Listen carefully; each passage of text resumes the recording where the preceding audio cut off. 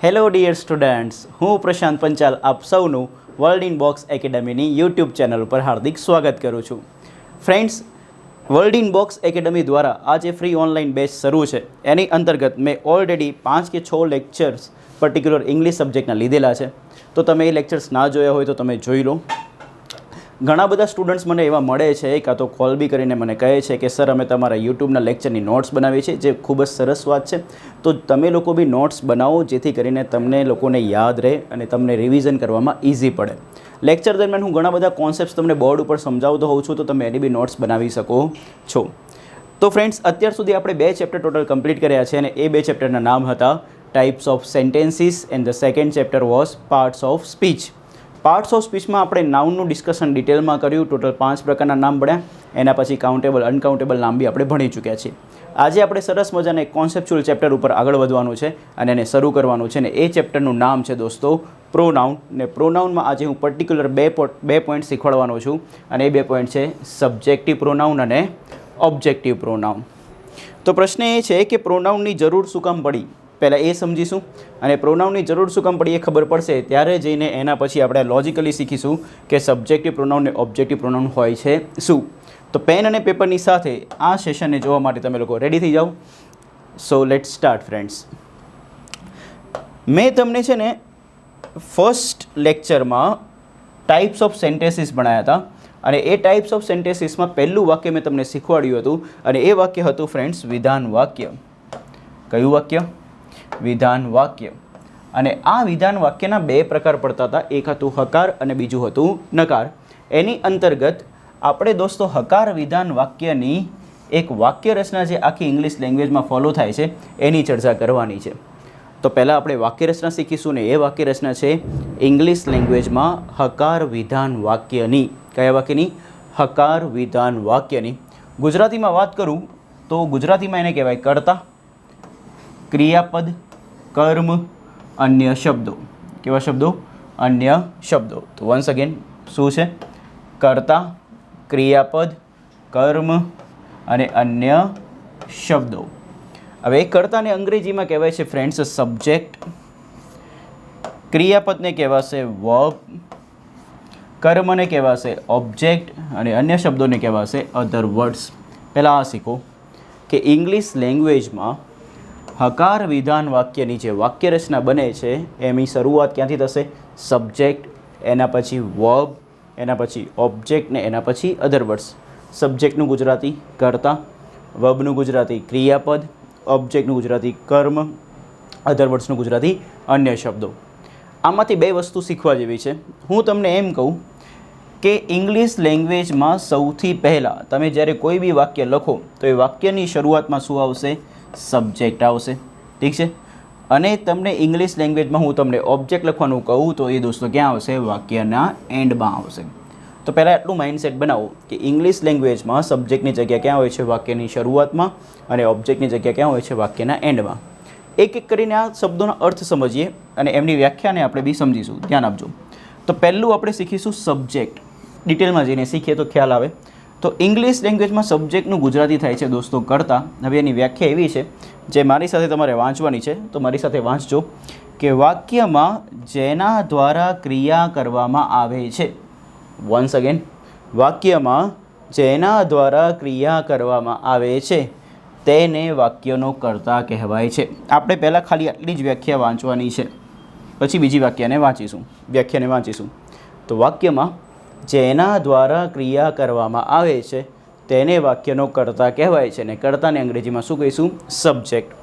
તો હું તમારી સામે અમુક વાક્ય બતાવું છું, એમાંથી તમારે એ જોવાનું છે કે કોના દ્વારા ક્રિયા કરવામાં આવી રહી છે. તો focus. Ramesh is singing a song. Ramesh ગીત ગાઈ રહ્યો છે. તો આમાં પહેલાં મને કર્તા શોધીને બતાવો. તો હું તમને એક ટેકનિક શીખવાડું કે જો તમારે વાક્યમાંથી કર્તા શોધવો હોય તો તમારે એ વાક્યને કોણથી પ્રશ્ન પૂછવાનો. શેનાથી? કોણથી. કોણથી જ્યારે ક્રિયાપદને પ્રશ્ન પૂછશો, કોને? ક્રિયાપદને, ત્યારે ઓટોમેટિકલી જવાબ મળી જશે. જેમ કે Ramesh is singing a song. તો પ્રશ્ન એ થાય કે આપણે કઈ રીતે કર્તાને શોધીશું? તો મેં તમને શું શીખવાડ્યું? કોણથી પ્રશ્ન પૂછો. કોણ ગીત ગાઈ રહ્યું છે? તો તમને જવાબ મળી જશે કોણ? રમેશ. તો તમારા વાક્યમાં સબ્જેક્ટ કોણ બની ગયો? રમેશ. નેક્સ્ટ, હાર્દિક પ્લેસ ક્રિકેટ ડેલી. હાર્દિક દરરોજ ક્રિકેટ રમે છે. પૂછો કોણ દરરોજ ક્રિકેટ રમે છે? તો વન સેકન્ડ તમને જવાબ મળ્યો શું? હાર્દિક. હવે ત્રીજું વાક્ય દેખો, રવિ ઇઝ અ ટીચર. રવિ શિક્ષક છે. હવે આ વાક્યને વાંચીને તમે ફીલ કરો કે આ વાક્યમાં કોઈ બી ક્રિયા થઈ રહી છે? રવિ શિક્ષક છે એમાં કોઈ ક્રિયા છે? ના. તો પ્રશ્ન એ થાય કે સર જ્યારે વાક્યમાં ક્રિયા ના આપેલી હોય તો પછી કર્તા કેવી રીતે શોધવાનો? તો એના માટે દોસ્તો આપણે વાંચવી પડશે બીજી વ્યાખ્યા. તો બીજા નંબરની જે વ્યાખ્યા છે એને આપણે રીડ કરીશું, તો ધ્યાનથી દેખજો. વાક્યમાં જેના વિશે વાત કરવામાં આવે છે તેને વાક્યનું શું કહેવાય છે? કર્તા કહેવાય છે. વન્સ અગેન, જ્યારે વાક્યમાં ક્રિયા ન આપેલી હોય ને કર્તા શોધવાનો હોય તો તમે કઈ રીતે વ્યાખ્યા યાદ રાખશો? કઈ વ્યાખ્યા યાદ રાખવાની છે? વાક્યમાં જેના વિશે વાત કરવામાં આવે છે તેને વાક્યનો શું કહેવાય છે? કર્તા. અને કર્તાને અંગ્રેજીમાં શું કહીએ છીએ? સબ્જેક્ટ. તો જેમ કે દેખો next sentence, Ravi is a teacher. તો આમાં તો કોઈ ક્રિયા છે નહીં, તો સર અમને કેવી રીતે કર્તાની ખબર પડે? તો સિમ્પલ, કોના વિશે વાત થાય છે? તો તમે વિચારી શકો છો રવિ વિશે. કોના વિશે? રવિ વિશે. ને પ્રશ્ન તમારે ગુજરાતીમાં પૂછવો હોય તો શેનાથી પ્રશ્ન પૂછવાનો? કર્તા માટે કોણથી. પૂછો કોણ શિક્ષક છે? વન સેકન્ડ, કોણ શિક્ષક છે? તો તમને જવાબમાં શું મળશે? રવિ. તો મેં તમને વાક્યમાં કર્તાને ઓળખવા માટેની ટેકનિક શીખવાડી અને તમે આ ત્રણે ત્રણ વાક્યમાં કર્તાને ઓળખવા માટે એક સિમ્પલ શબ્દથી પ્રશ્ન પૂછ્યો અને એ શબ્દ ગુજરાતીમાં છે કોણ. હવે પ્રશ્ન એ થાય કે સર કોણ તો ગુજરાતીમાં શીખ્યા પણ એ કોણનું અંગ્રેજી બી તો હશે ને? તો દોસ્તો યાદ રાખો, કોણનું અંગ્રેજી થાય છે વુ. શું થશે? વુ. તો આ ટેકનિક લાઈફ ટાઈમ માટે યાદ રાખજો. ઇંગ્લિશ લેંગ્વેજમાં તમને આ ખૂબ જ ફાયદાકારક થશે કે વાક્યમાં કર્તાને ઓળખવા માટે કોણથી પ્રશ્ન પૂછવામાં આવે છે અને કોણનું અંગ્રેજી થાય છે દોસ્તો વુ. ડન. તો once again, very first sentence જે લખ્યું છે વાક્ય એમાં કર્તા કોણ છે? રમેશ. બીજા વાક્યમાં કર્તા કોણ છે? હાર્દિક. ત્રીજા વાક્યમાં કર્તા કોણ થયું? રવિ. હવે તમે આ ત્રણે ત્રણ કર્તાને દેખો ધ્યાનથી. એ કર્તા તમને ક્યાં દેખવા મળે છે? વાક્યની શરૂઆતમાં કે વાક્યના એન્ડમાં? તો તમે દેખશો કે આને કહેવાય વાક્યની શરૂઆત અને આને કહેવાય વાક્યનો એન્ડ. તો તમને રમેશ, હાર્દિક અને રવિ આ જે ત્રણે ત્રણ કર્તા દેખાય છે એ હંમેશા ફ્રેન્ડ્સ ક્યાં દેખવા મળે છે? વાક્યની શરૂઆતમાં. યસ ઓર નો? તો આટલું યાદ રાખજો. બીજો પોઈન્ટ, આ જે કર્તા છે એ કર્તાને શોધવા માટે તમે ગુજરાતીમાં શેનાથી પ્રશ્ન પૂછ્યો છે? કોણથી, જેનું અંગ્રેજી શું થાય છે? વુ. અને ત્રીજો પોઈન્ટ, તમે આ કર્તાની જગ્યાને જોખો ધ્યાનથી. એ કર્તાની જગ્યામાં કોણ કોણ લખેલું છે? રમેશ, હાર્દિક અને રવિ. તો એ ત્રણે ત્રણ નામ છે કે નહીં દોસ્તો? યસ ઓર નો? રમેશ બી નામ છે, હાર્દિક બી નામ છે ને રવિ બી નામ છે. તો એના પરથી આપણે કંઈક આવું કન્ક્લુઝન નીકાળી શકીએ. કેવું? તો આવું. તો ધ્યાન આપજો.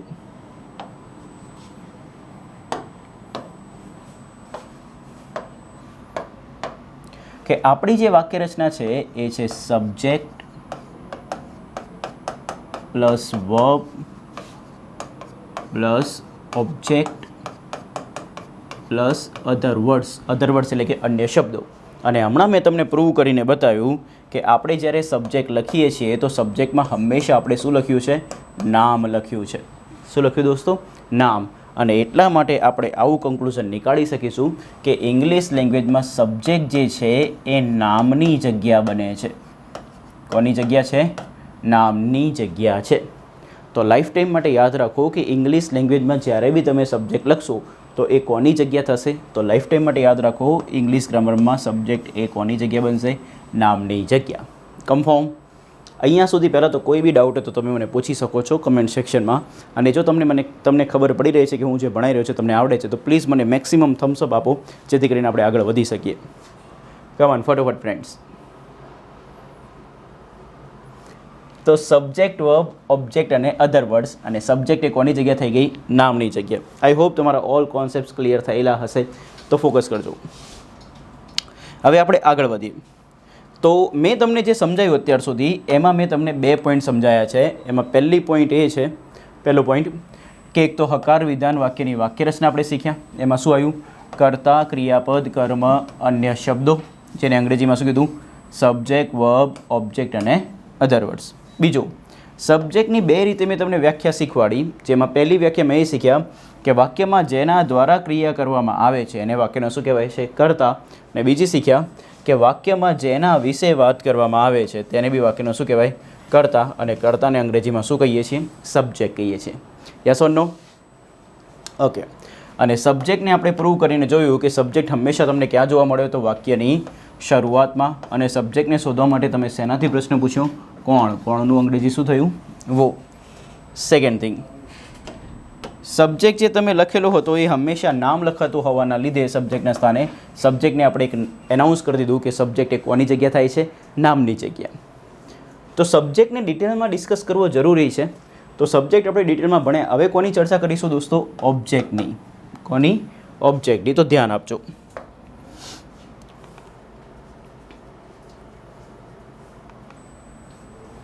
ઓબ્જેક્ટ, જેને ગુજરાતીમાં કહેવાય છે કર્મ.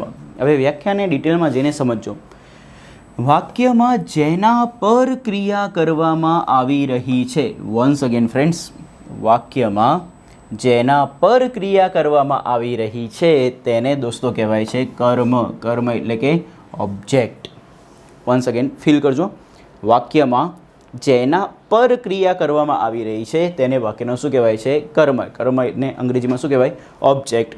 જેમ કે હું તમને એક વાક્ય આપું છું, ધ્યાનથી દેખજો. ધીરજ પાસ ધ એક્ઝામ. ધીરજે પરીક્ષા પાસ કરી હતી. તો આ જે પાસ કરવાની ક્રિયા છે એ પૂછો શેના ઉપર થઈ? તો પૂછો ધીરજે શું પાસ કર્યું હતું? તો તમે જ્યારે શુંથી પ્રશ્ન પૂછો છો ત્યારે તમને એ પ્રશ્નનો કંઈક જવાબ મળશે. ફરીથી, ધીરજે શું પાસ કર્યું હતું? તો ધીરજે દોસ્તો એક્ઝામ પાસ કરી હતી. તો શુંથી પ્રશ્ન પૂછ્યો તો મને આ જે પાસ થવાની ક્રિયા છે એ કોના ઉપર થઈ આપણને ખબર પડી જાય છે. અને આ પાસ થવાની ક્રિયા એક્ઝામ ઉપર થઈ છે અને એટલા માટે ફ્રેન્ડ્સ એક્ઝામ આપણા માટે કોણ બનશે? ઓબ્જેક્ટ બનશે. શું બનશે? ઓબ્જેક્ટ.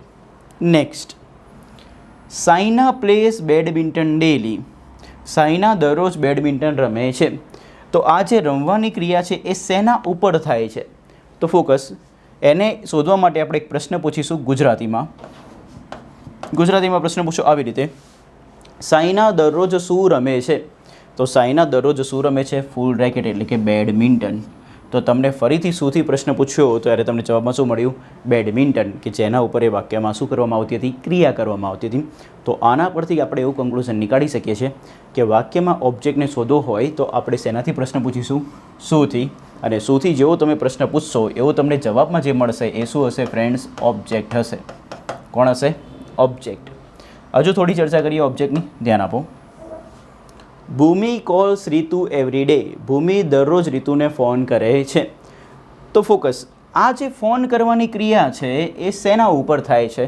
તો તમે આવું બોલશો કે ભૂમિ દરરોજ શુંને ફોન કરે છે તો શુંથી જવાબ મળશે નહીં, કારણ કે આ પ્રોપર વેમાં આન્સર ક્વેશ્ચન જ ફ્રેમ થતો નથી. તો ક્વેશ્ચન જ નહીં બનતો તો આન્સર બી આવશે નહીં. તો એને પ્રોપર ક્વેશ્ચન બનાવવા માટે તમે શુંની જગ્યાએ એક પ્રશ્ન પૂછશો અને પ્રશ્ન હશે કોનેથી. શેનાથી? કોનેથી. હવે પ્રશ્ન પૂછો, ભૂમિ દરરોજ કોને ફોન કરે છે? તો કોનેથી જ્યારે પ્રશ્ન પૂછો છો ત્યારે તમને જવાબ મળે છે. અને આ વાક્યમાં કોલ કરવાની ક્રિયા કોના ઉપર થઈ રહી છે? રીતુ ઉપર. અને એટલા માટે રીતુ આપણા માટે કોણ બને છે દોસ્તો? ઓબ્જેક્ટ બને છે. કોણ બને છે? ઓબ્જેક્ટ. નેક્સ્ટ, પ્રશાંત મીટ્સ સ્ટુડન્ટ્સ. પ્રશાંત વિદ્યાર્થીઓને મળે છે. તો પ્રશાંત શુંને મળે છે? નહીં જવાબ મળે. પ્રશાંત કોને મળે છે? તો જવાબ મળશે. કોને મળે છે? સ્ટુડન્ટ્સને. યસ ઓર નો? તો ફોકસ કરો. આના પરથી આપણે આવું કન્ક્લુઝન નીકાળી શકીશું દોસ્તો કે ઇંગ્લિશ લેંગ્વેજમાં આપણે ઓબ્જેક્ટને શોધવો હોય તો ફર્સ્ટ ટાઈમ જ્યારે ક્વેશ્ચન પૂછ્યા એ ક્વેશ્ચન શેનાથી પૂછ્યા? શુંથી. અને બીજા ઓબ્જેક્ટને શોધવા માટે પ્રશ્ન પૂછ્યા શેનાથી? કોનેથી. શેનાથી? કોનેથી. હવે શુંનું અંગ્રેજી શીખવાડું તો શુંનું અંગ્રેજી થશે દોસ્તો વોટ. અને કોનેનું અંગ્રેજી થશે દોસ્તો વૂમ. શું થાય? વૂમ. શુંનું અંગ્રેજી વોટ, કોનેનું અંગ્રેજી વૂમ. તો પૂછો, ટેકનિક જોઈ લો કે વાક્યમાં કર્મ એટલે કે ઓબ્જેક્ટને ઓળખવા માટે તમે બે રીતે પ્રશ્ન પૂછી શકો છો. એક છે શું અને એક છે કોને. શુંનું અંગ્રેજી થાય વોટ, કોનેનું અંગ્રેજી થાય વૂમ. અહીંયા સુધી ક્લિયર? હવે એક થોટ આપણા માઇન્ડમાં આવવો જોઈએ કે સર એવું તો કઈ એવી સિચ્યુએશન છે જેના કારણે આપણે બે રીતે પ્રશ્ન પૂછવા પડે છે, શુંથી બી પૂછીએ છીએ ને કોનેથી બી. તો એનું રીઝન હું તમને બતાવું દોસ્તો. મેં જ્યારે કોનેથી પ્રશ્ન પૂછ્યો ને ત્યારે મળેલા ઓબ્જેક્ટ દેખો, કોણ છે? રીતુ અને સ્ટુડન્ટ્સ. આ બંને નામ જુઓ ખાલી ધ્યાનથી, કે જ્યારે કોનેથી પ્રશ્ન પૂછ્યો ત્યારે કોણ જવાબમાં મળ્યું? રીતુ અને સ્ટુડન્ટ્સ. તો એ બંને નામ જોઈને આપણને એવું ખબર પડે છે કે આ બંને જે ઓબ્જેક્ટના નામ છે ને એ દોસ્તો સજીવ છે. કેવા છે? સજીવ છે. અને તમને બીજા જે મેં પ્રશ્ન શુંથી પૂછેલા હતા એ બતાવું. મેં શુંથી જ્યારે પ્રશ્ન પૂછ્યો ત્યારે મને જવાબમાં શું મળ્યું હતું? એક્ઝામ. અહીંયા મેં શુંથી પ્રશ્ન પૂછ્યો ત્યારે મને જવાબમાં શું મળ્યું હતું? બેડમિન્ટન. યસ ઓર નો? તો ખબર એવી પડે કે ઇંગ્લિશ લેંગ્વેજમાં ઓબ્જેક્ટના બે પ્રકાર પડે છે. ઇંગ્લિશ લેંગ્વેજમાં ઓબ્જેક્ટના કેટલા પ્રકાર પડે છે? બે પ્રકાર પડે છે. કયા બે પ્રકાર? તો ફોકસ કરજો. એક છે સજીવ ઓબ્જેક્ટ અને એક છે નિર્જીવ ઓબ્જેક્ટ. કેવો? સજીવ ઓબ્જેક્ટ અને નિર્જીવ ઓબ્જેક્ટ. સજીવને અંગ્રેજીમાં કહેવાય દોસ્તો લિવિંગ, નિર્જીવને કહેવાય નોન લિવિંગ. તો આ સજીવ ઓબ્જેક્ટને અંગ્રેજીમાં કહેવું હોય તો એને હું કહીશ લિવિંગ ઓબ્જેક્ટ, અને નિર્જીવ ઓબ્જેક્ટને ઇંગ્લિશમાં કહેવું હોય તો હું કહીશ નોન લિવિંગ ઓબ્જેક્ટ. હવે પ્રશ્ન એ છે કે સર જ્યારે ઓબ્જેક્ટના બે પ્રકાર છે તો એને શોધવા માટે એક જ રીતે પ્રશ્ન પૂછાશે? તો ના દોસ્તો, હંમેશા યાદ રાખો, લિવિંગ ઓબ્જેક્ટની જ્યારે વાક્યમાં શોધવો હશે ત્યારે ગુજરાતીમાં તમે પ્રશ્ન પૂછશો એ પ્રશ્ન હશે કોને. શેનાથી? કોનેથી. અને કોનેનું અંગ્રેજી થશે ઓફિસર્સ વૂમ. ને નિર્જીવ ઓબ્જેક્ટ એટલે કે નોન લિવિંગ ઓબ્જેક્ટને જ્યારે બી શોધવાનો થશે વાક્યમાં ત્યારે તમે ગુજરાતીમાં પ્રશ્ન પૂછશો એ પ્રશ્ન હશે ફ્રેન્ડ્સ શુંથી. શેનાથી? શુંથી. અને શુંનું અંગ્રેજી થશે વોટ. શું થશે? વોટ. તો લાઈફ ટાઈમ માટે આ કોન્સેપ્ટ યાદ રાખો, કારણ કે આના બેઝ ઉપર હું તમને પરીક્ષામાં પૂછાયેલા પ્રશ્નોની પ્રેક્ટિસ કરાય ત્યારે તમને આ બધા જ કોન્સેપ્ટ કામમાં લાગશે. અને આના બેઝ ઉપર ઘણા બધા ક્વેશ્ચન્સ ફ્રેમ થયેલા છે ઓલરેડી એક્ઝામમાં. તો ફોકસ કરો. ઓબ્જેક્ટ કેટલા પ્રકારના? બે પ્રકારના. કયા કયા? સજીવ ઓબ્જેક્ટ અને નિર્જીવ ઓબ્જેક્ટ. સજીવને અંગ્રેજીમાં કહેવાય લિવિંગ, નિર્જીવને કહેવાય નોન લિવિંગ. તો સજીવને લિવિંગ કીધું એટલા માટે દોસ્તો સજીવ ઓબ્જેક્ટનું આખું નામ શું થઈ ગયું? Living object. નિર્જીવ ઓબ્જેક્ટને નિર્જીવમાં અંગ્રેજીમાં કહેવામાં આવ્યું છે નોન લિવિંગ, એટલા માટે નિર્જીવ ઓબ્જેક્ટનું અંગ્રેજીમાં નામ શું થઈ ગયું? Non living object. હવે લિવિંગ ઓબ્જેક્ટને શોધવો હતો તો શેનાથી પ્રશ્ન પૂછ્યો? કોનેથી, જેનું અંગ્રેજી થયું વૂમ. નોન લિવિંગ ઓબ્જેક્ટને શોધવા માટે શેનાથી પ્રશ્ન પૂછ્યો? શુંથી, જેનું અંગ્રેજી શું થયું? વોટ. તો અહીંયા આટલી વસ્તુ આપણે સમજવાની છે.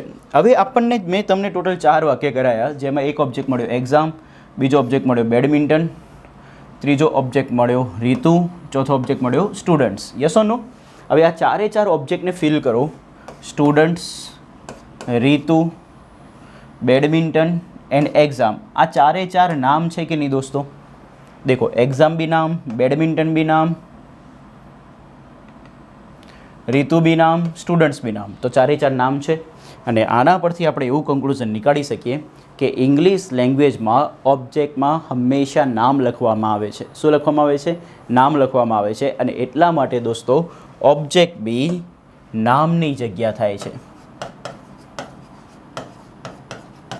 કોની જગ્યા બને છે? નામની જગ્યા.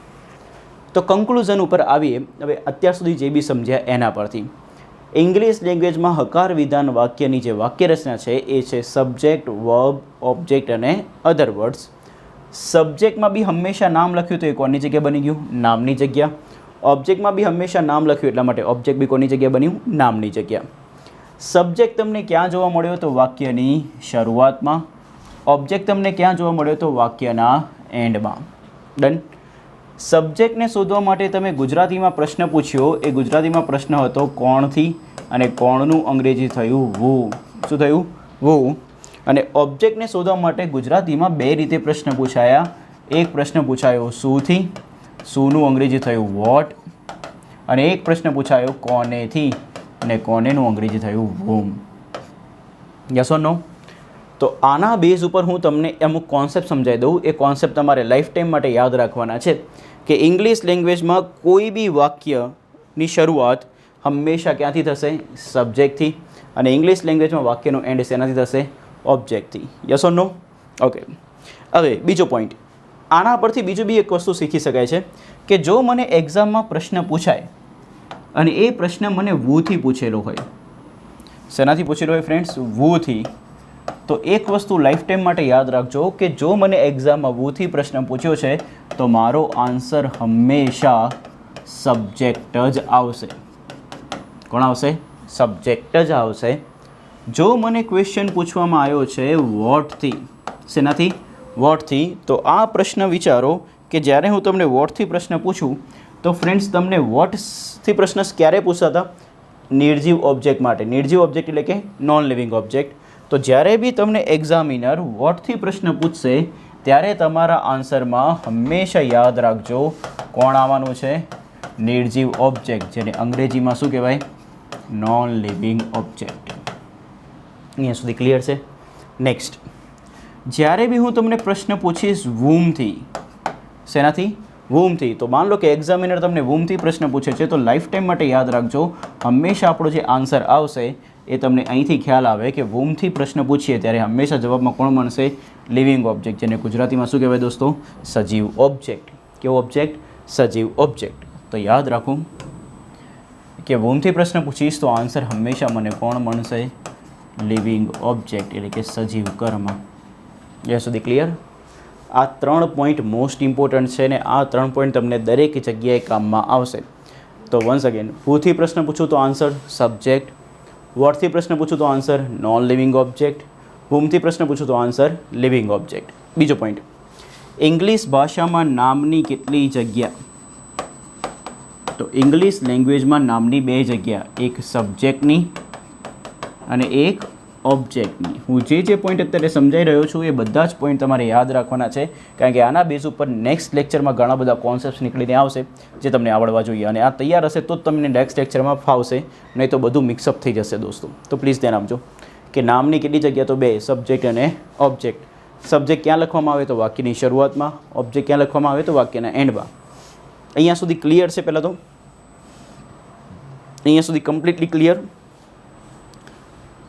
કોઈ બી ડાઉટ હોય તો પ્લીઝ મને કમેન્ટ સેક્શનમાં પૂછી લો.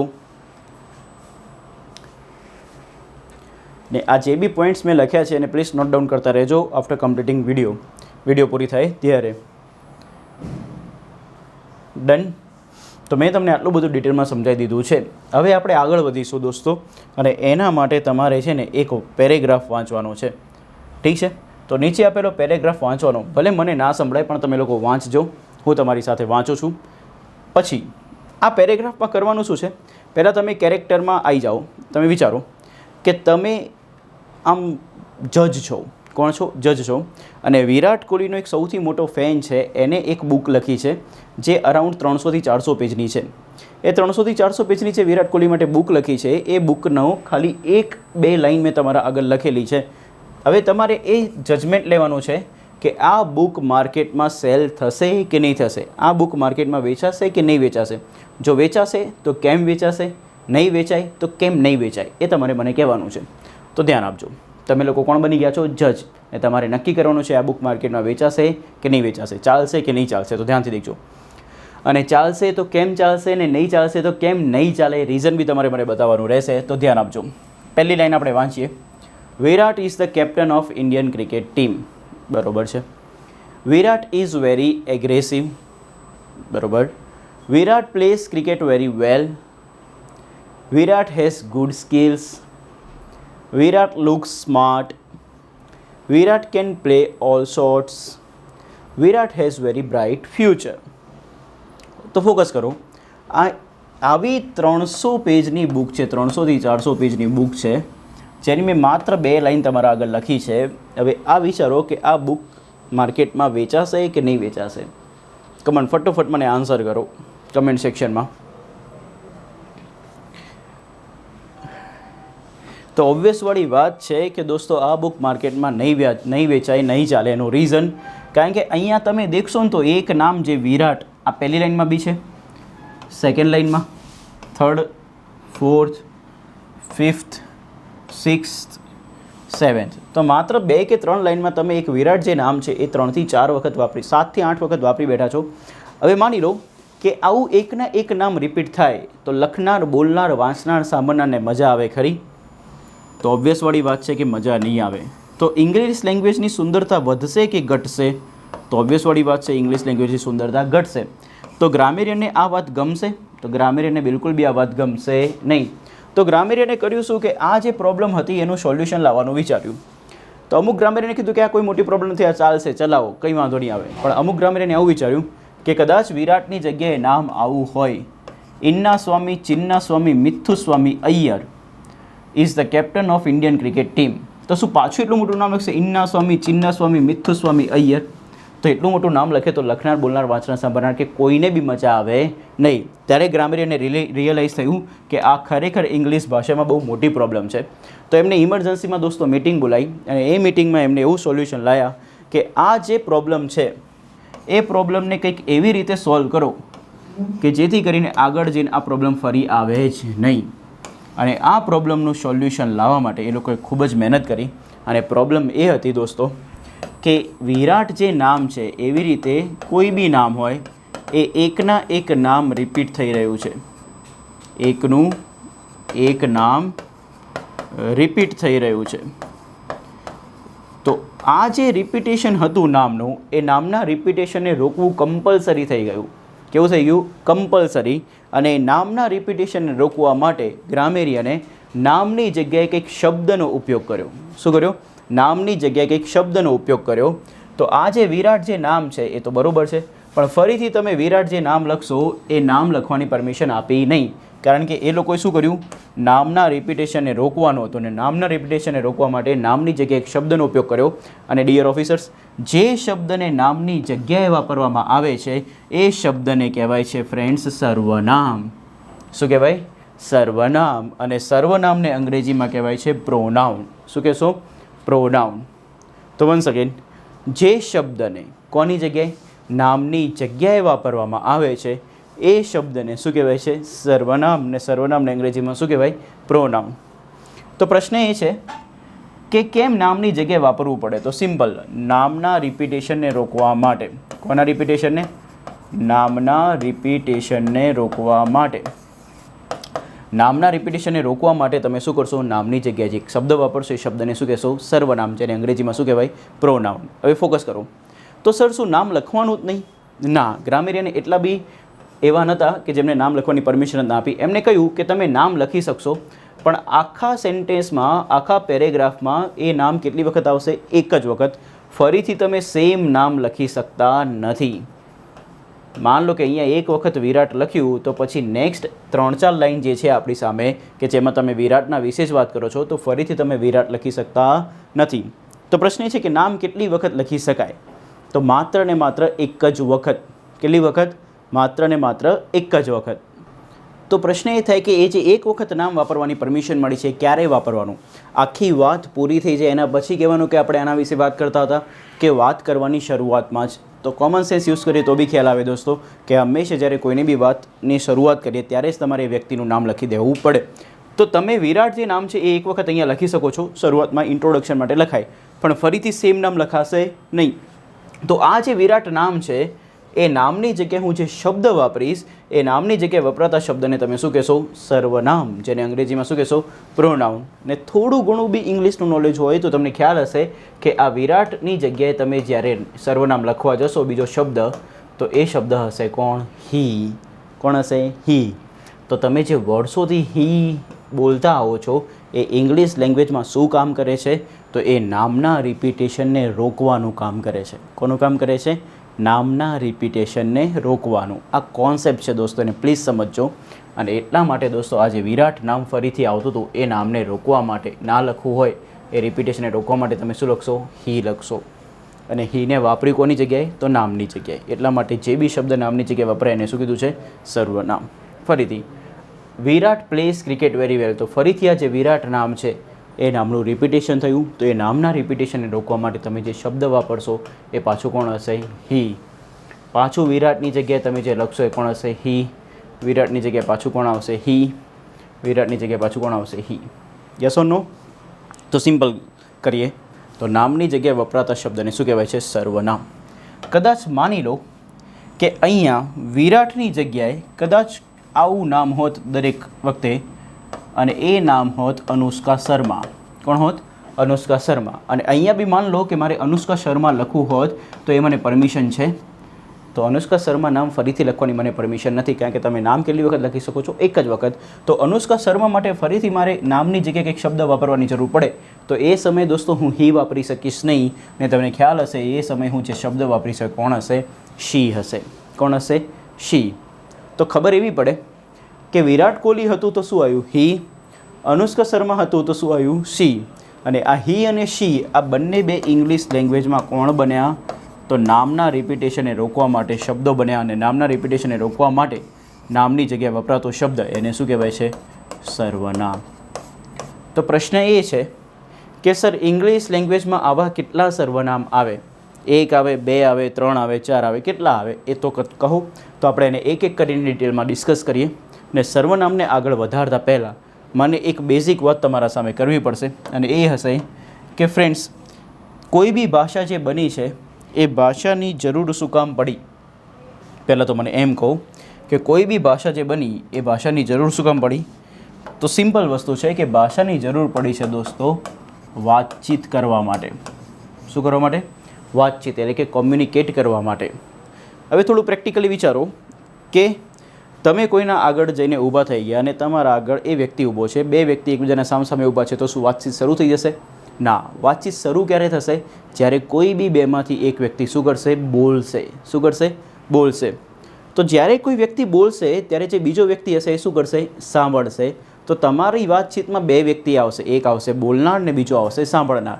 પણ વાતચીત શરૂ કોને કરી? સાંભળવાવાળા વ્યક્તિએ કે બોલવાવાળા વ્યક્તિએ?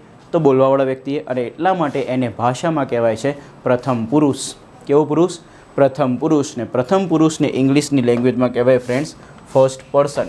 કેવો પર્સન? First person. તો ફોકસ કરજો. પ્રથમ પુરુષ એટલે કે ફર્સ્ટ પર્સન, અને ફર્સ્ટ પર્સન કોણ બને? હંમેશા બોલનાર. કોણ બનશે? બોલનાર. ને બોલવાની ક્રિયાને અંગ્રેજીમાં કહેવાય છે દોસ્તો સ્પીક, અને સ્પીક પરથી નામ પડ્યું છે બોલનારને સ્પીકર. શું પડ્યું છે? સ્પીકર. તો વન્સ અગેન, વાતચીત શરૂ જ્યારે કોઈ બી વ્યક્તિ કરે તો એને પહેલાં બોલવું પડે. તો બોલનાર આપણા માટે કેવો પર્સન બનશે? પ્રથમ પુરુષ, જેને અંગ્રેજીમાં કહેવાશે ફર્સ્ટ પર્સન. અને બોલવાની ક્રિયાને શું કહેવાય? સ્પીક. તો સ્પીક પરથી નામ પડ્યું શું? સ્પીકર. નેક્સ્ટ, હવે કોઈ વ્યક્તિ બોલશે તો એની સામે જે વ્યક્તિ ઊભો છે એ શું કરશે? સાંભળશે. તો જે બી વ્યક્તિ સાંભળે છે એ આપણા માટે કોણ બનશે? બીજો પુરુષ. બીજો પુરુષ એટલે કે સેકન્ડ પર્સન. ને સેકન્ડ પર્સનને આપણે શું કહીએ છીએ? સાંભળનાર. શું કહીએ ફ્રેન્ડ્સ? સાંભળનાર. અને સાંભળવાની ક્રિયાને અંગ્રેજીમાં કહેવાય ફ્રેન્ડ્સ લિસન. અને લિસન પરથી નામ પડ્યું શું? લિસનર. શું પડ્યું છે? લિસનર. તો વન્સ અગેન, પ્રથમ પુરુષ ફર્સ્ટ પર્સન સ્પીકર, બીજો પુરુષ સેકન્ડ પર્સન લિસનર. હવે વાત એ છે કે ત્રીજો પુરુષ એટલે કોણ? તો ફોકસ કરો. તમે અને મેં અત્યારે આપણે ભેગા થઈને હમણાં વાત કરી વિરાટ કોહલીની. તો આપણે લોકોએ જ્યારે ભેગા થઈને જેના વિશે વાત કરી એ વ્યક્તિને આપણે કહીશું દોસ્તો ત્રીજો પુરુષ. માન લો કે આપણે લોકોએ ભેગા થઈને અનુષ્કા શર્માની વાત કરી, તો અનુષ્કા શર્મા આપણા જોડે કોણ બનશે? ત્રીજો પુરુષ. યસ ઓર નો? હા. તો એવી જ રીતે આપણે લોકો ભેગા થઈને ગાંધીનગરની વાત કરીએ તો ગાંધીનગર આપણા માટે કોણ બને? ત્રીજો પુરુષ. ઠીક છે. તો ત્રીજો પુરુષ એટલે શું? તો જેના વિશે વાત કરવામાં આવે છે તે. હવે જેના બી વિશે વાત થાય, વ્યક્તિ હોય, વસ્તુ હોય, જગ્યા હોય, કંઈ બી હોય, એનાથી કોઈ ફરક પડતો નથી. ખાલી આટલું યાદ રાખો, જેના વિશે વાત કરવામાં આવી રહી હોય તે વ્યક્તિ, વસ્તુ કે જગ્યા એ દરેકે દરેક આપણા માટે કોણ બનશે? ત્રીજો પુરુષ. ને ત્રીજા પુરુષને અંગ્રેજીમાં શું કહેવાય દોસ્તો? Third person. કન્ફર્મ? તો કોઈ બી લેંગ્વેજ હોય એમાં ટોટલ કેટલા પર્સન આવશે? 1, 2 અને 3. જેમાં પ્રથમ પુરુષ એટલે કે ફર્સ્ટ પર્સનને અંગ્રેજીમાં શું કહેશો? સ્પીકર. સેકન્ડ પર્સનને લિસનર. થર્ડ પર્સન એટલે કે જેના વિશે વાત કરવામાં આવી રહી છે તે વ્યક્તિ, વસ્તુ કે જગ્યા. આટલી વસ્તુ યાદ રાખો. તો આ પોઈન્ટ તમારા માઇન્ડમાં ક્લિયર થવું જોઈએ કે કોઈ બી ભાષા બની છે શેના માટે? વાતચીત માટે. જેમાં ફર્સ્ટ પર્સનને આપણે કહીએ છીએ સ્પીકર, સેકન્ડ પર્સનને આપણે કહીએ છીએ લિસનર, ને થર્ડ પર્સનને કહીએ છીએ જેના વિશે આપણે વાત કરીએ છીએ તે. About whom V talk. પછી એ વ્યક્તિ હોય, વસ્તુ હોય કે જગ્યા, એનાથી ફરક પડતો નથી. ને આના પરથી આપણે આગળ વધીશું પ્રોનાઉનમાં. તો દેખો ગાઈસ, માની લો કે અત્યારે હું બોલી રહ્યો છું, તો હું જે બોલનાર છું એ ફર્સ્ટ પર્સન બન્યો. હવે ફર્સ્ટ પર્સન એટલે કે મારે જ્યારે મારા વિશે વાત કરવી છે તો હું આખો દિવસ તો પ્રશાંત પ્રશાંત પ્રશાંત પિન્ટુ પિન્ટુ પિન્ટુ એવું નહીં કરું ને, તો હું પ્રશાંતની જગ્યાએ કંઈક સર્વનામ વાપરીશ અને સર્વનામ હશે કયું દોસ્તો? આઈ. શું હશે? આઈ. અને હું કોણ છું? તો હું એક જ વ્યક્તિ છું. તો દોસ્તો હું બન્યો એકવચન, અને એકવચનને અંગ્રેજીમાં કહેવાય સિંગ્યુલર. શું કહેવાય? સિંગ્યુલર. તો once again, first person singular આપણા માટે કોણ બને છે? આઈ. એટલે આઈનું ગુજરાતી શું છે? હું. માન લો કે તમે અને હું આપણે બધા જોડે ભેગા મળીને એક સાથે બોલવાનું શરૂ કરીએ, તો હવે જે બોલનાર છે એટલે કે ફર્સ્ટ પર્સન એક થયા કે એકથી વધુ? તો એ કેસમાં ફર્સ્ટ પર્સન એટલે કે બોલનાર એકથી વધુ થશે, અને એકથી વધુને દોસ્તો કહેવાશે પ્લુરલ. શું કહેવાય? પ્લુરલ. જેને પ્લુરલને ગુજરાતીમાં કહેવાય છે બહુવચન. હવે આપણે માન લો કે બોલનાર વ્યક્તિ જે થયા છે એ 400 લોકો છે. 400 લોકો એક સાથે બોલે છે, તો હું 400ના નામ લખીશ ઇંગ્લિશ લેંગ્વેજમાં? ના, નહીં તો ઇંગ્લિશ લેંગ્વેજ બોરિંગ થાય. તો 400 એક જ શબ્દથી દર્શાવવું હોય તો એ બધાના નામની જગ્યાએ હું એક શબ્દ લખીશ. કોણ હશે? વી. કોણ હશે? વી. તો સમજવાનો પ્રયત્ન કરજો, બહુ ઇન્ટરેસ્ટિંગ પોઈન્ટ છે. તો ફર્સ્ટ પર્સનના 2 કેસ નીકળ્યા. કેટલા? 2 કેસ. ફર્સ્ટ પર્સન સિંગ્યુલર બન્યું આઈ, ફર્સ્ટ પર્સન પ્લુરલ બન્યું વી. એક્ઝામમાં આવું બી પૂછાય કે આઈનું પ્લુરલ કરો, તો આઈનું પ્લુરલ વી, વીનું સિંગ્યુલર આઈ. નેક્સ્ટ, સેકન્ડ પર્સન એટલે કોણ? સાંભળનાર. સાંભળનારને કોણ કહેવાય? લિસનર. માની લો કે મારી સામે તમે એક જ વ્યક્તિ બેઠા છે અને હું એમની સાથે વાત કરું છું, તો એ કેસમાં મારા માટે સાંભળનાર કોણ હશે? માત્ર એક જ વ્યક્તિ. ને એક જ વ્યક્તિ એટલે કોણ? સિંગ્યુલર. હવે મને એમનું નામ નથી ખબર, તો હું એ નામની જગ્યાએ કંઈક શબ્દ વાપરીશ, અને એ શબ્દ હશે ઇંગ્લિશ લેંગ્વેજમાં કોણ? યુ. જો માન નહીં આપતા હોય તો તું, અને માન આપતા હશો તો તમે. આનું ગુજરાતી આવું થાય. તો સેકન્ડ પર્સન એટલે કે લિસનર જે સિંગ્યુલર છે, અને એને શું કહીશું? યુ. પણ માન લો કે મને સાંભળનાર 1000 લોકો છે. કોણ છે? 1000. 1000 લોકો મને એક સાથે સાંભળી રહ્યા છે, તો શું એ સાંભળનાર લોકોને દર્શાવવા માટે 1000 નામ લખીશ? ના. તો એ દરેકના નામની જગ્યાએ હું જે શબ્દ વાપરીશ એ સર્વનામ હશે, અને એ 1000 લોકો બહુવચન કહેવાય. બહુવચન અંગ્રેજીમાં શું કહેવાય? પ્લુરલ. તો પ્લુરલ માટે વપરાતો શબ્દ કોણ છે? યુ. તો ફીલ કરજો. ને એ યુનું પ્લુરલમાં ગુજરાતી શું થશે? તમે. તો second person singular you, second person plural you. યાદ રાખો. તો અત્યાર સુધી જે ભણ્યા એને રિવાઇઝ કરીએ once again. First person singular I, first person plural we, second person singular you, second person plural you. આનું ઊંધું, આઈનું પ્લુરલ વી, વીનું સિંગ્યુલર આઈ, યુનું પ્લુરલ યુ, યુનું સિંગ્યુલર યુ. યુમાં થોડી શાંતિ છે. યુનું સિંગ્યુલર બી યુ રહે છે, ને યુનું પ્લુરલ બી યુ રહે છે. હવે દેખો, થર્ડ પર્સનની વ્યાખ્યા સમજો. જેના વિશે વાત કરવામાં આવી રહી છે તે વ્યક્તિ, વસ્તુ કે જગ્યા. શું? વ્યક્તિ, વસ્તુ કે જગ્યા. હવે એકચ્યુઅલી દોસ્તો આમાં એક ડિટેલમાં પોઈન્ટ સમજાવવા જેવો છે કે આપણે કોઈ બી ભાષા જે બનાવી છે એ ભાષા બની છે ફ્રેન્ડ્સ માણસો માટે. કોના માટે? માણસો માટે. અને જ્યારે આપણે ભાષામાં કોઈને બી માણસની વાત કરીશું ત્યારે દોસ્તો આપણે એના જેન્ડરને બી ધ્યાનમાં લેવું જરૂરી બની જાય છે. કોને? જેન્ડરને. અને માણસના જેન્ડર માત્ર 2 જ હોય છે, કાં તો પુરુષ કાં તો સ્ત્રી. પુરુષને અંગ્રેજીમાં કહેશો મેલ, સ્ત્રીને કહેશો ફિમેલ. ઠીક છે? તો વન સેકન્ડ, ભાષા બની કોના માટે? માણસો માટે. તો ભાષામાં જ્યારે માણસોની વાત કરીશું તો ફોકસ ક્યાં કરવાની જરૂર પડશે? જેન્ડર ઉપર. જેન્ડર કેટલા કેસમાં નીકળશે? 2 કેસમાં, મેલ અને ફિમેલ. તો પ્રશ્ન એ છે કે સર ભાષામાં માણસ સિવાયની કોઈની બી વાત કરીએ, કોઈ પ્રાણીની, કોઈ પક્ષીની, કોઈ વસ્તુની, તો આ પ્રાણી અને પક્ષીની વાત કરીશું તો એમાં જેન્ડર જોવાની જરૂર છે? ના, એમાં જેન્ડર જોવાની જરૂર હોતી નથી. એમાં જેન્ડર ઉપર આપણું ફોકસ હોતું નથી. આપણે જેન્ડર ઉપર ફોકસ માત્ર ક્યારે કરીશું? જ્યારે કોની વાત હશે? માણસોની વાત હશે. તો આ પોઈન્ટ યાદ રાખજો. હવે આ પોઈન્ટના સાથે કનેક્ટેડ છે ત્રીજો પોઈન્ટ, એટલે કે થર્ડ પર્સન. તો થર્ડ પર્સન એટલે કોણ? જેના વિશે વાત કરવામાં આવી રહી હોય તે વ્યક્તિ, વસ્તુ કે જગ્યા. હમણાં આપણે બધા ભેગા થઈને વિરાટ કોહલીની વાત કરી, તો વિરાટ કોહલી આપણે, તમે નથી, હું નથી, તો વિરાટ કોહલી આપણા માટે કયો પર્સન થયો? Third person. અહીંયા સુધી ક્લિયર? બીજો પોઈન્ટ, વિરાટ કોહલી એક છે કે એકથી વધારે? તો માત્ર એક જ છે, એટલે કે સિંગ્યુલર. અને વિરાટ કોહલી પોતે કોણ છે? માણસ છે. તો વિરાટ કોહલી જ્યારે માણસ છે તો દોસ્તો આપણે જેન્ડર બી ફોકસ કરવું પડશે. અને વિરાટ કોહલી જેન્ડર તરીકે વાત કરીશું તે કેવો બનશે? મેલ. ને વિરાટ કોહલી માટે મેલ મેલ બનતો હોવાના લીધે વિરાટ કોહલી માટે તમે જે શબ્દ વાપરશે કોણ હશે? હી. તો ફરીથી ડિટેલમાં, થર્ડ પર્સન સિંગ્યુલર અને એમાં માણસની વાત, ને માણસ કેવું નીકળે? મેલ, તો શું આવશે? હી. થર્ડ પર્સન સિંગ્યુલર માણસની વાત હોય ને માણસ કેવું નીકળે? ફિમેલ. તો હમણાં તમને ખ્યાલ હોય તો અનુષ્કા શર્મા માટે આપણે શું લખ્યું હતું? શી. ડન. તો one second, third person singular male તો he, third person singular female તો શી. હવે વિચારો કે આપણે જેની વાત કરીએ છીએ એ માન લો કે આ પેન છે, તો આ પેન આપણા માટે થર્ડ પર્સન બન્યું કે નહીં? હા, બન્યું. હવે આ પેન એક છે કે એકથી વધુ? તો માત્ર એક જ છે, એટલે કે થર્ડ પર્સન બન્યું તો ખરી, પણ કેવું બન્યું? સિંગ્યુલર. હવે થર્ડ પર્સન જ્યારે આ સિંગ્યુલર બન્યું ને આ છે કોણ? પેન. તો એ કોઈ માણસ છે? ના, માણસ નથી. તો આપણે કોઈ જેન્ડર વેન્ડર જોવાનું હોતું નથી. તો થર્ડ પર્સન સિંગ્યુલર હોય અને માણસ વગરનું હોય તો એ તમામ માટે શું આવશે? ઇટ. હું ડોગની વાત કરું, ડોગ એક હોય તો બી શું આવે? ઇટ. કોઈ જગ્યાની વાત કરું તો બી શું આવે? ઇટ. કોઈ બર્ડની વાત કરું તો બી શું આવશે? ઇટ. આ સમજજો, આ ઇન્ટરેસ્ટિંગ પોઈન્ટ છે. તો once again focus. Third person singular male he, third person singular female she, third person singular ને હવે એવાની વાત કે જે મેલ અને ફિમેલ નથી, તો હું એને કહીશ અંગ્રેજીમાં other than male and female. શું કહીશ? Other than male and female. તો અધર ધેન મેલ એન્ડ ફિમેલનો મતલબ શું છે? મેલ અને ફિમેલના સિવાયનું. તો third person singular other than male and female તો શું આવશે? ઇટ. તો થોડું દિલથી વિચારો કે થર્ડ પર્સન સિંગ્યુલરના કેટલા કેસ નીકળ્યા? 3. મેલ આવે તો હી, ફિમેલ આવે તો શી, મેલ અને ફિમેલના સિવાયનું હોય તો શું આવશે? ઇટ. કન્ફર્મ છે? ઓકે, હવે ધ્યાન આપજો. કદાચ એવું બને કે થર્ડ પર્સન આપણે જેમના વિશે વાત કરી રહ્યા છે એ પ્લુરલ હોય. જેમ કે આપણે બધા ભેગા થઈને કોઈ બોયઝની વાત કરીએ. માન લો કે હું જ્યાં આ રેકોર્ડ દેટ મીન્સ આ જે વિડીયો બનાવી રહ્યો છું એ વિડીયોમાં દોસ્તો માન લો કે બાજુમાં ક્યાંક ઘણા બધા બોયઝ છે, તો એ બોયઝ તમે છો, હું છું, કે કોઈક બીજું જ છે? તો બીજું જ છે. તો દોસ્તો એ બોયઝને દર્શાવવા માટે તમે જે શબ્દ લખશો એ શબ્દ કયો હશે?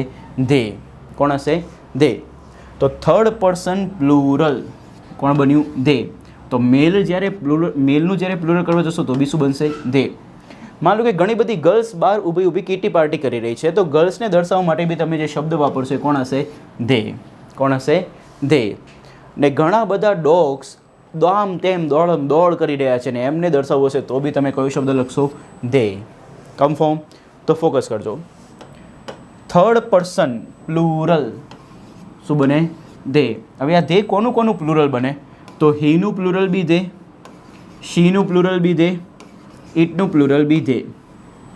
એક્ઝામિનર આવો બી પ્રશ્ન પૂછે કે હી શી ઇટનું પ્લુરલ શું થાય? તો હી શી ઇટનું પ્લુરલ શું થાય? ધે. ને આ પ્રશ્ન વધારે પૂછાવાની સંભાવના છે કે ધેનું સિંગ્યુલર શું થાય? તો ધેનું સિંગ્યુલર થશે હી, શી અને ઇટ. આવો બી ક્વેશ્ચન પૂછે કે ધેનું સિંગ્યુલર કયું નથી? તો દોસ્તો આ 3 છે. આના સિવાય જે બી ઓપ્શન આવે ને એ તમારો જવાબ બને. તો લાઈફ ટાઈમ માટે યાદ રાખજો. થર્ડ પર્સન સિંગ્યુલર મેલ તો હી, ફિમેલ તો શી, મેલ અને ફિમેલના સિવાયનું ને સિંગ્યુલર હોય તો શું આવશે? ઇટ. ને થર્ડ પર્સન પ્લુરલ હંમેશા શું બનશે ફ્રેન્ડ્સ? ધે બનશે. કન્ફર્મ છે? બીજો પોઈન્ટ, આ મેલ અને ફિમેલ એવું ક્યારેય વિચારવાનું જ્યારે વ્યક્તિની વાત હોય ત્યારે, માણસ એટલે કે વ્યક્તિની વાત હોય ત્યારે જ, બાકી ક્યારેય બી મેલ ફિમેલમાં વિચારવાની જરૂર નથી.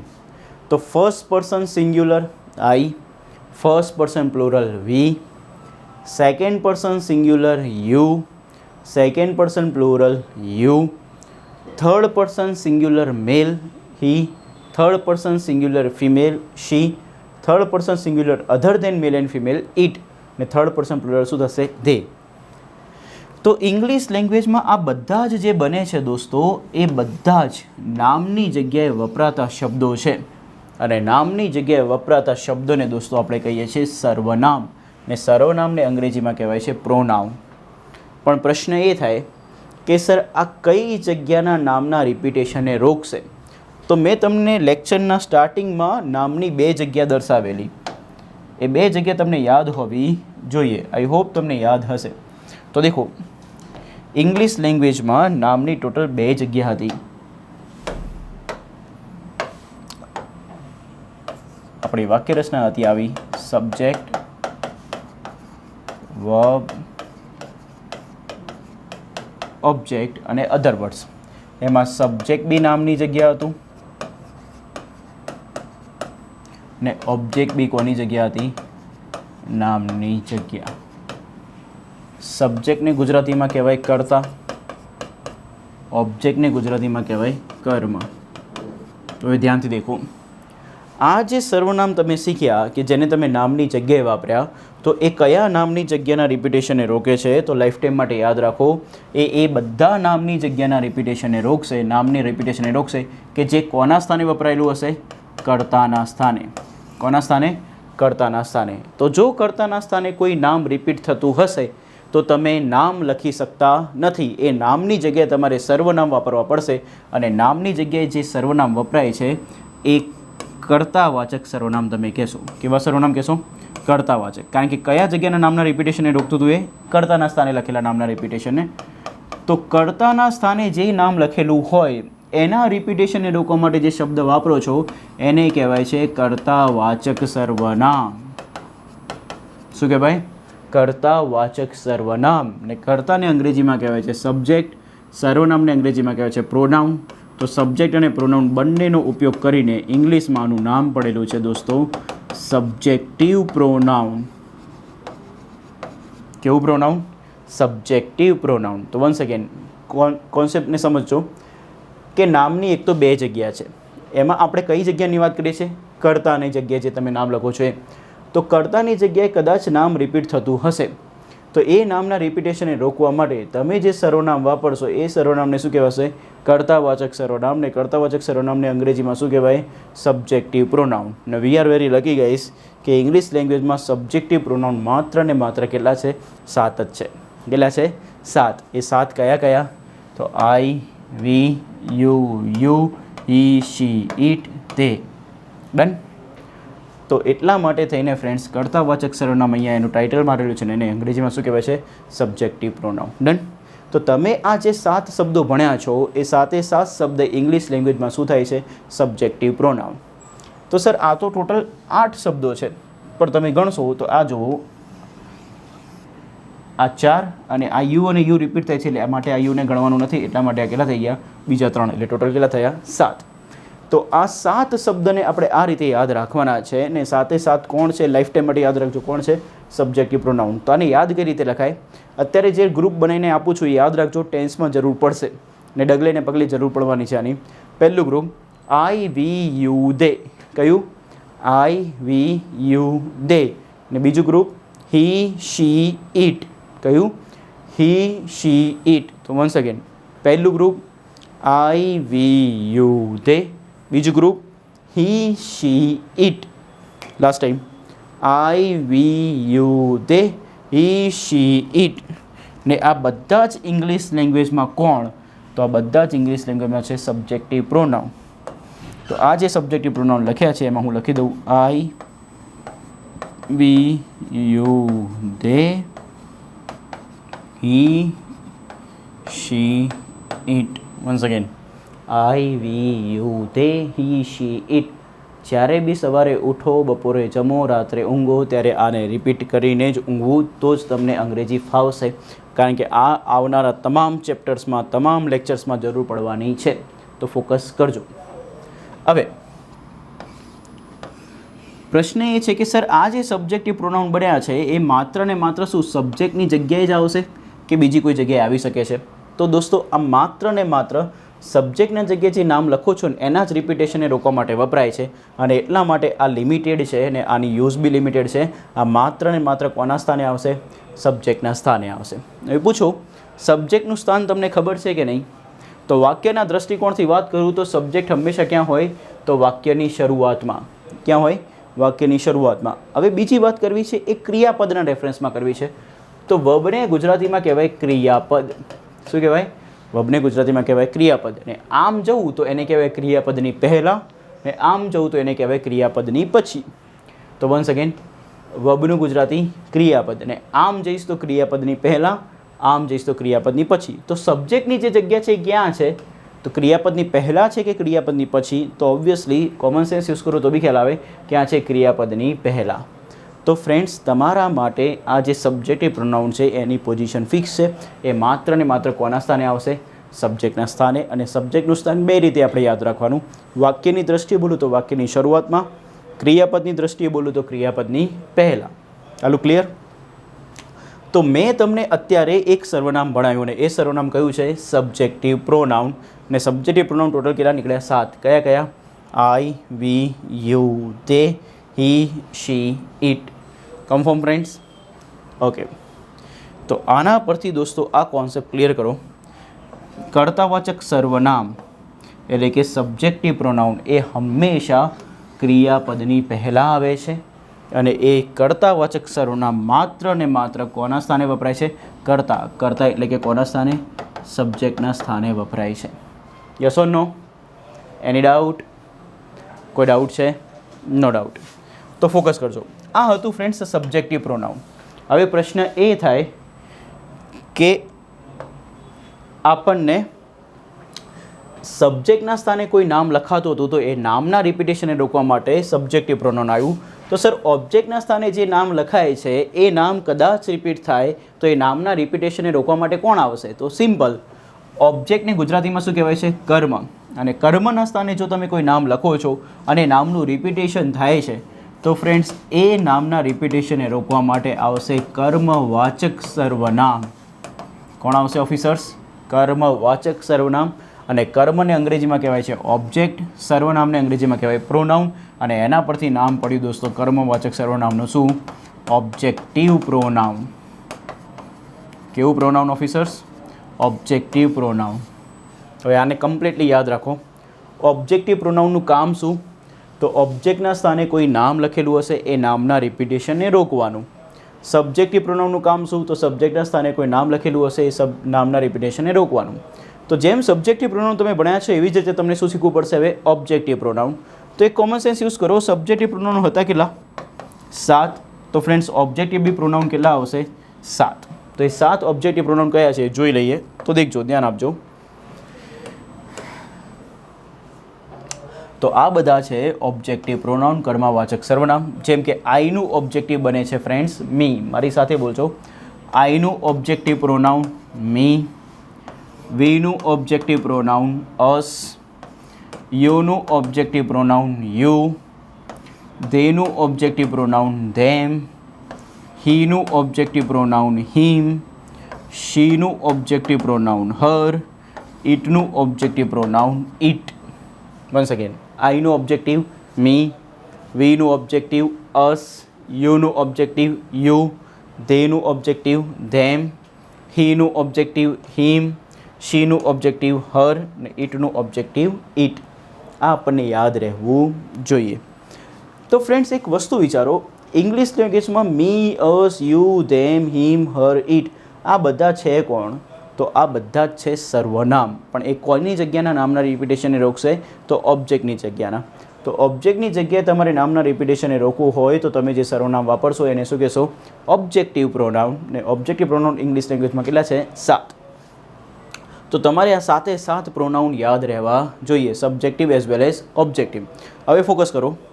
સર આ ઓબ્જેક્ટિવ પ્રોનાઉન ક્યાં આવે? તો એ ઓબ્જેક્ટિવ પ્રોનાઉન માત્ર ને માત્ર ઓબ્જેક્ટના સ્થાને જ આવશે. કોના સ્થાને? ઓબ્જેક્ટના સ્થાને. અને ઓબ્જેક્ટનું સ્થાન તમને ઇંગ્લિશ લેંગ્વેજમાં ખ્યાલ હોવું જોઈએ દોસ્તો કે વાક્યની દ્રષ્ટિએ ઓબ્જેક્ટનું સ્થાન ક્યાં છે? ક્રિયાપદની વાક્યની શરૂઆતમાં કે વાક્યના એન્ડમાં? તો ફ્રેન્ડ્સ લાઈફ ટાઈમ માટે યાદ રાખો, એ હંમેશા ક્યાં આવે છે? વાક્યના એન્ડમાં. બીજું, ક્રિયાપદની દ્રષ્ટિએ વાત કરું તો ક્રિયાપદની દ્રષ્ટિએ ઓબ્જેક્ટ ક્યાં છે? વાક્યની શરૂઆતમાં, ક્રિયાપદની પહેલાં કે ક્રિયાપદની પછી? તો ક્રિયાપદની દ્રષ્ટિએ ઓબ્જેક્ટ છે દોસ્તો ક્રિયાપદની પછી. તો ફ્રેન્ડ્સ ઓબ્જેક્ટનું સ્થાન હંમેશા આપણા જોડે ફિક્સ રહેશે કે ઓબ્જેક્ટિવ પ્રોનાઉન હંમેશા ક્યાં આવશે? તો વાક્યના એન્ડમાં કાં તો પછી ક્રિયાપદની પછી. આપણે બંને રીતે યાદ રાખવાનું છે. ને ફટોફટ એક વખત રિવાઇઝ કરી લઈએ. આઈનું ઓબ્જેક્ટિવ મી. વીનું ઓબ્જેક્ટિવ અસ. યુનું ઓબ્જેક્ટિવ યુ. ધેનું ઓબ્જેક્ટિવ ધેમ. હીનું ઓબ્જેક્ટિવ હિમ. શીનું ઓબ્જેક્ટિવ હર અને ઇટનું ઓબ્જેક્ટિવ ઇટ. અહીંયા સુધી ડન છે. તો ફ્રેન્ડ્સ આજે મેં તમને ટોટલ 2 પ્રોનાઉન શીખવાડ્યા. એક પ્રોનાઉન હતું સબ્જેક્ટિવ ને એક પ્રોનાઉન હતું ઓબ્જેક્ટિવ. ને એના પહેલાં આપણે એક કોન્સેપ્ટ શીખ્યા કે ઇંગ્લિશ લેંગ્વેજમાં પ્રોનાઉનની જરૂર શું કામ પડી. ને એ પ્રોનાઉનની જરૂર શું કામ પડી મેં તમને સમજાવ્યું ડિટેલમાં કે ઇંગ્લિશ લેંગ્વેજમાં પ્રોનાઉનની જરૂર પડી છે નામના રિપીટેશનને રોકવા માટે. કોના? નામના રિપીટેશનને રોકવા માટે. ને ઇંગ્લિશ લેંગ્વેજમાં નામની ટોટલ કેટલી જગ્યા હતી? 2 જગ્યા હતી. કઈ 2? સબ્જેક્ટ અને ઓબ્જેક્ટ. તો જો સબ્જેક્ટના સ્થાને કોઈ નામ લખવામાં આવી રહ્યું છે અને એ નામ રિપીટ થાય છે તો એને રોકવા માટે જે વાપરશો એને શું કહેશો? કર્તાવાચક સર્વનામ, જેને અંગ્રેજીમાં શું કહેવાશે? Subjective pronoun. સેમ વેમાં ઓબ્જેક્ટના સ્થાને કોઈ નામ લખવામાં આવી રહ્યું છે ને એ નામના રિપીટેશનને રોકવું છે તો કયું પ્રોનાઉન આવશે? Objective pronoun. સબ્જેક્ટ અને ઓબ્જેક્ટની સ્થાન આપણને માઇન્ડમાં સેટ હોવું જોઈએ. ક્યાં હોય? તો સબ્જેક્ટ વાક્યની શરૂઆતમાં કાં તો ક્રિયાપદની પહેલાં, ને ઓબ્જેક્ટ ક્યાં હોય? તો વાક્યના એન્ડમાં ને ક્રિયાપદની પછી. સબ્જેક્ટિવ પ્રોનાઉન 7 છે તો ઓબ્જેક્ટિવ પ્રોનાઉન બી કેટલા બન્યા? 7. નેક્સ્ટ લેક્ચરમાં આપણે જ્યારે બી મળીએ ત્યારે તમને કમ્પલસરી ફ્રેન્ડ્સ આ વસ્તુ આવડતી હોવી જોઈએ, કારણ કે આના બેઝ પર આપણે એક્સરસાઇઝ કરવાની છે. યસ ઓર નો? તો એક્સરસાઇઝ કરવા માટે નેક્સ્ટ લેક્ચરમાં રેડી થઈ જજો. નેક્સ્ટ લેક્ચરમાં હું તમને એડજેક્ટિવ શીખવાડીશ, પછી પોઝેસિવ એડજેક્ટિવ શીખવાડીશ, ઠીક છે ને? એના પછી આપણે ઘણા બધા કોન્સેપ્ટ શીખવાના છે. તો આજના સેશનને પ્લીઝ મેક્સિમમ લાઇક કરો, શેર કરો, ને જેટલું મેક્સિમમ તમે આ યુટ્યુબ ચેનલને સબસ્ક્રાઈબ કરી શકતા હોય ને જેટલા મિત્રો દ્વારા કરાવી શકતા હોય એટલું કરાવી દો. Done? Thank you very much. મળીએ દોસ્તો નેક્સ્ટ લેક્ચરમાં. Till then by, take care.